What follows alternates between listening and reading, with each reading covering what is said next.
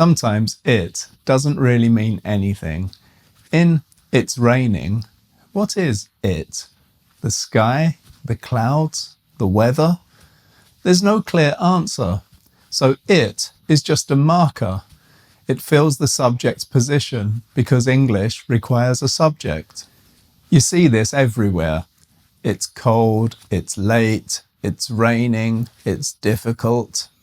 Without it, is raining, is cold, is difficult, the meaning still comes across, but the sentence is broken. So this isn't a meaning problem, it's a structure problem. Some more common uses. We use it for time and dates. It's nearly 1 o'clock. It's my birthday. For the weather, it's raining. It's a lovely day. It was getting cold. And for opinions, it's good to talk. It's easy to make coffee. It's difficult to learn to speak Japanese. Again, no real subject, so we use it. In English, we tend to avoid long subjects at the beginning of sentences. So instead of "to see you is nice," we would say "it's nice to see you." You can also do this with other phrases. For example, learning to speak English takes time. It takes time to learn to speak English. Finding a well-paid job is hard. It's hard to find a well-paid job. We often move the long parts to the end and use it at the beginning. Sometimes we use the ing form instead. For example, it's great to live here. It's great living here.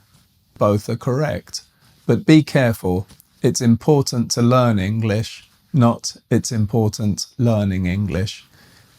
Ing also works with fixed expressions like "it's worth trying," "it's no use complaining," "it's no good waiting." After these, we use ing. So, quick check. Which is correct? It's worth to try or it's worth trying?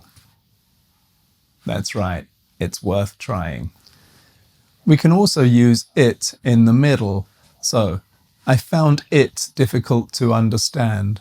She made it clear that she was tired. I think it's important to practice. Before, we said it's difficult to understand, but now I found it difficult to understand. So here, it is not the subject, it's the object of the sentence. It's the same idea, but it's a different structure. Now, for a final check, try to fix these. Is too late. It's too late. Seems difficult. It seems difficult. I found difficult to understand. I found it difficult to understand. Is fun playing tennis. It's fun playing tennis. Is not worth seeing that film. It's not worth seeing that film. So remember, English needs a subject. If there's no real subject, we often use it. And sometimes we also move it to the object's position, as in, I found it difficult. Don't drop it, because small details like this make a big difference in how you sound. If this level of detail matters to you, subscribe for more tips on how to sound natural in English. Thanks for watching, and I'll see you next time.